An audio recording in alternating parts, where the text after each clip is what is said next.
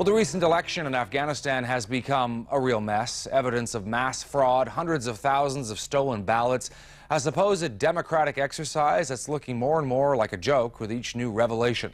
The result, political confusion, chaos amid an ongoing bloody war. So where's this all going? Steve Seidman is here with us, one of our Afghan experts with McGill University. Steve, this is going from bad to worse with each new story we read, embarrassing for Afghanistan and for the West. What's the solution here? Is there really one? Well, there's no easy solution. We would hope that the election, the process of competition, would force Karzai to appeal to the public, to gain some legitimacy, and if he were to lose, to have a replacement that would have a broader base of support. But the governance sector, of the three pillars of counterinsurgency, the governance sector is the most important one, and obviously everybody's very disappointed by what's been going on. When we see the massive vote fraud in favor of the current president of Afghanistan, Hamid Karzai, if he becomes declared a winner, I mean, doesn't this sort of totally undermine his legitimacy?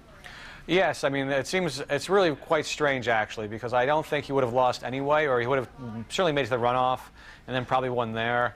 So it seems to be an over-the-top effort to make sure he would win, and that seems to be exactly right what you said, that it's counterproductive, that he will be president, but he'll be president of a country that where the presidency means much less than it did a year ago. There's talk as well, I'm hearing, about possibly some kind of a coalition or a deal between Hamid Karzai, who we're seeing right here, and his chief rival, Abdullah, right there, maybe coming together to form some kind of a coalition government, or maybe the best solution is a runoff between these two men, like another real election that's properly monitored by the United Nations. Well, that was what was expected to happen, that the election rules were that if somebody didn't make 50%, there would be a runoff. And so if you were to agree to that there wasn't 50% and they could have a runoff, then it would seem as if things were normal. But the problem is that Karzai doesn't want to have a runoff. He wanted to win a majority the first time around through a variety of means, apparently, that we're not too happy with. And I mean, he got into this position in the first place because he made deals with lots of other potential competitors, reducing accountability, reducing legitimacy. And so it's a really hard position for everybody to be in right now. More and more commentators are speaking out against the whole mission in Afghanistan in general, both on the left and on the right, like the idea of what's the point of sinking billions of dollars and hundreds of lives in a corrupt country. 8 years later, little to show for that effort. Well, what do you think about that?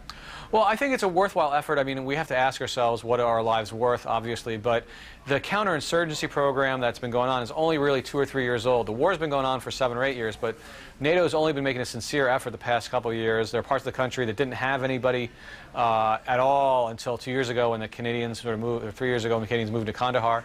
And only now in the past couple of months have we really seen real numbers of troops to do this. But all these efforts hang on three things: on providing security, on economic development, and on improving the governance. And so what we need to focus on now is to move it down and just focus on local level governments, because at the national level this is pretty much a mess. Very quickly, Steve, you're an American. You know today is the anniversary of September 11th. Do you think if the West gives up and pulls out of Afghanistan, the place where 9/11 was planned, that will lead to another attack somewhere down the road? Well, I think there's going to be another attack down the road somewhere, whether it's planned in Pakistan, Somalia, or some other failed state. But it's clear that Afghanistan was a conducive environment, and that was the original purpose of this mission. And I think that purpose still exists. And I think today's events remind us that, yes, we're sacrificing the lives of Canadians, Americans, Danes, Dutch, and Brits and others, but it is for a cause that had much legitimacy at the outset and is just more complicated today. Steve Seidman, thanks very much for this. Appreciate it. Sure, my pleasure, Todd.